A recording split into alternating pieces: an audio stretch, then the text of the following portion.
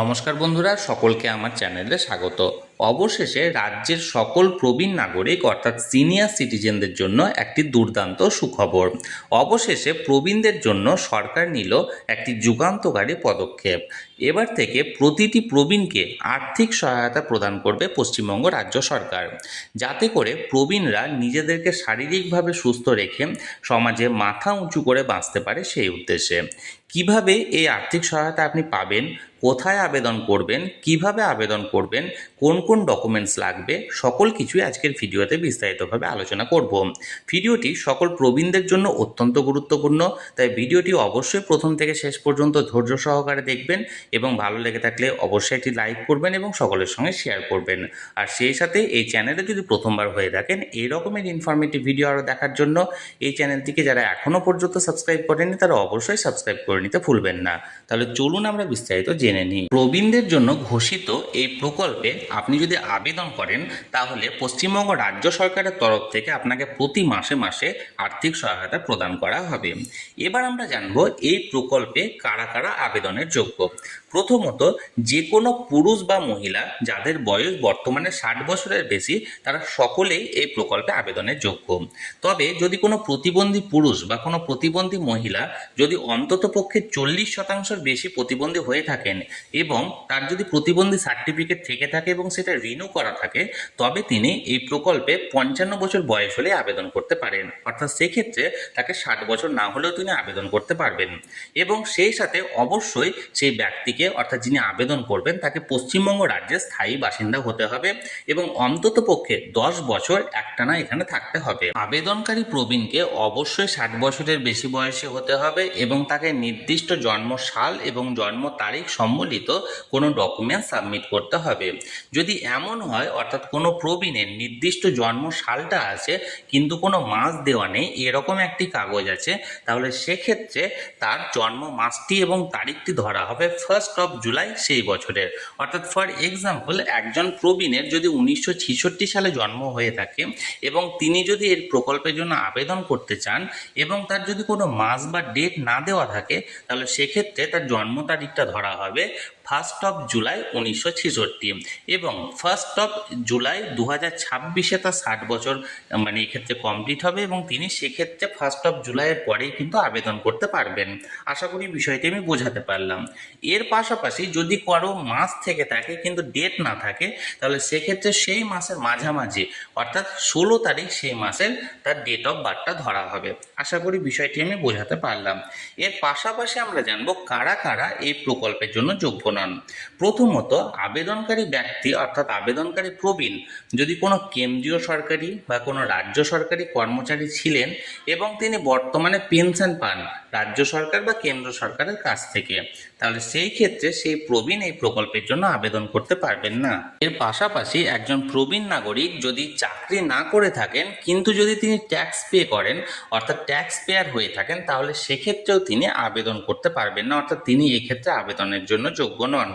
এছাড়াও যদি সর্বশেষ এসআইআর অর্থাৎ স্পেশাল ইন্টেনসিভ রিভিশন যেটা 2026-এর বেস করে করা হয়েছে, লাস্ট এসআইআরে যদি সেই প্রবীণের নাম বাদ গিয়ে থাকে অর্থাৎ ডিলিট হয়ে থাকে তাহলে সেক্ষেত্রেও সেই প্রবীণ নাগরিক এই প্রকল্পের জন্য আবেদন করতে পারবেন না। এবার আমরা জানবো এই প্রকল্পের আবেদনের পদ্ধতির ব্যাপারে। বর্তমানে একজন প্রবীণ নাগরিক শুধুমাত্র অফলাইনের মাধ্যমে এই প্রকল্পে আবেদন করতে পারেন, অর্থাৎ নির্দিষ্ট জায়গা থেকে ফর্ম তুলে সেই ফর্মটিকে ফিল আপ করে সমস্ত ডকুমেন্ট সহ আবার সেই জায়গায় জমা দেওয়া। এর পাশাপাশি নতুন সরকারের তরফ থেকে এই প্রকল্পে অনলাইনে আবেদন করার জন্য একটা সিদ্ধান্ত বা আলোচনা চলছে, তবে এখনো পর্যন্ত সেই অনলাইনে আবেদনের কোনো রকম কোনো পোর্টাল ওপেন করা হয়নি। যদি আগামী দিনে অনলাইনে কোনো পোর্টাল চালু করা হয় তাহলে সেই ব্যাপারে আমি বিস্তারিত ভিডিও নিয়ে আসব। আপাতত একজন প্রবীণ নাগরিক যদি স্থানীয় শহরের বাসিন্দা হয় তাহলে সেক্ষেত্রে সেই স্থানীয় এসডিও অফিস থেকে তিনি ফর্ম কালেক্ট করতে পারেন এবং একজন গ্রামের বাসিন্দা অর্থাৎ গ্রামের কোনো প্রবীণ নাগরিক স্থানীয় বিডিও অফিস বা পঞ্চায়েত সমিতি অফিস থেকে ফর্ম তুলে যাবতীয় তথ্য যেমন তার ব্যক্তিগত তথ্য, তার বয়স, তার ইনকাম প্রুফ, ছবি সহ সমস্ত ডকুমেন্টসের জেরক্স দিয়ে তিনি সেই স্থানীয় এসডিও বা স্থানীয় বিডিও অফিসে জমা দিতে পারেন। এবার আমরা জানবো এই প্রকল্পের ফর্ম তুলে সেই ফর্ম জমা দেওয়ার সময় কোন কোন ডকুমেন্ট গ্রহণ করা হবে বা কোন কোন ডকুমেন্ট দেওয়া হবে। প্রথমত 3টি বিষয় এক্ষেত্রে দেখা হবে। একটা হলো নিজের আইডেন্টিটি, অপরটি হলো নিজের বয়স এবং 3 নাম্বারটি হলো তার ইনকাম। অর্থাৎ প্রথমত নিজের আইডেন্টিটি প্রুফ একটা দিতে হবে, বয়সের প্রমাণপত্র দিতে হবে এবং ইনকামের প্রমাণপত্র দিতে হবে। এই সবের জন্য যে সমস্ত ডকুমেন্টগুলি গ্রহণযোগ্য সেগুলি হলো প্রথমত আধার কার্ড। এটি কম্পালসারি আপনাকে দিতে হবে নিজের আধার কার্ড, এবং সেটা অ্যাক্টিভ আধার কার্ড। যদি কোনো কারণবশত আপডেট না করা থাকে তাহলে অবিলম্বে আপডেট করিয়ে নিন। এর পাশাপাশি ভোটার কার্ড দিতে হবে এবং দেখতে হবে সেই ভোটার কার্ডটি যেন বর্তমানে চালু থাকে, অর্থাৎ লাস্ট এসআইআরে যেন এই ভোটার নাম্বারটি অর্থাৎ এপিক নাম্বারটি ডিলিট না হয়ে থাকে। এর পাশাপাশি বয়সের প্রমাণপত্র হিসাবে কিছু দিতে হবে এবং ইনকাম সার্টিফিকেট, এবং সেক্ষেত্রে যেন আপনি লোয়ার ইনকাম গ্রুপের মধ্যে হয়ে থাকেন এটা দেখাতে হবে। এবং এর পাশাপাশি আপনাকে ব্যাংক পাসবুক কপি দিতে হবে এবং পাসপোর্ট সাইজের ছবি দিতে হবে এবং আপনাকে একটা নমিনেশন ফর্ম দিতে হবে।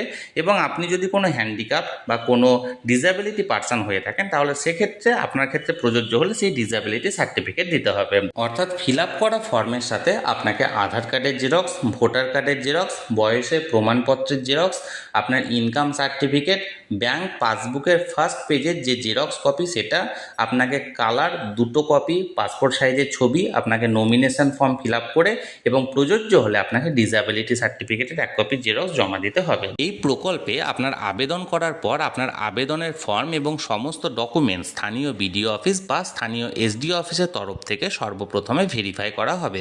এরপর ভেরিফিকেশনটি কমপ্লিট হলে হায়ার অথরিটির কাছে আপনার ফর্মটিকে পাঠানো হবে এবং হায়ার অথরিটি অর্থাৎ ডিস্ট্রিক্ট ম্যাজিস্ট্রেট বা ডিএম এর তরফ থেকে এই প্রকল্পে আপনার ফর্মটিকে মঞ্জুর করা হবে এবং এরপর থেকে আপনি এই প্রকল্পের যাবতীয় সুযোগ সুবিধাটি পেতে শুরু করবেন। এবার আমরা জানবো এই অভিনব প্রকল্পটির নাম কি।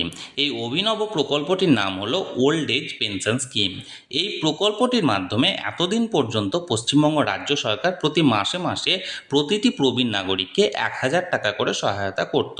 কিন্তু নতুন সরকার ক্ষমতায় আসার পর এই প্রকল্পে বরাদ্দের পরিমাণ 1000 থেকে বাড়িয়ে 2000 টাকা অর্থাৎ দ্বিগুণ করার কথা ঘোষণা করা হয়েছে। অর্থাৎ একজন প্রবীণ নাগরিক যদি এই প্রকল্পে নিজেকে নথিভুক্ত করে রাখেন তাহলে তিনি প্রতি মাসে মাসে পশ্চিমবঙ্গ রাজ্য সরকারের তরফ থেকে 2000 টাকা করে আর্থিক সহায়তা পেতে থাকবেন। আশা করি এই প্রকল্পটির ব্যাপারে আমি আপনাদেরকে যথাযথ সহায়তা করতে পেরেছি। আমি আগামী দিনে একটি খুব শীঘ্রই ভিডিও নিয়ে আসছি এই প্রকল্পটিতে অফলাইন ফর্ম আপনারা কিভাবে ফিল আপ করবেন এবং এর পাশাপাশি যদি অনলাইনেও এই প্রকল্পটির পোর্টাল চালু হয় তাহলে অনলাইনেও আপনারা কিভাবে আবেদন করবেন সেটির ব্যাপারে বিস্তারিত ভিডিও নিয়ে আসবো। তাই যারা যারা এখনও পর্যন্ত চ্যানেলটির সঙ্গে যুক্ত নেই অবশ্যই চ্যানেলটিকে সাবস্ক্রাইব করে চ্যানেলটির সঙ্গে যুক্ত হয়ে যান সেই সমস্ত ভিডিও সবার আগে সবার প্রথমে দেখার জন্য। আর এই ভিডিওটি ভালো লেগে থাকলে অবশ্যই একটি লাইক করুন এবং সকলের সঙ্গে শেয়ার করুন।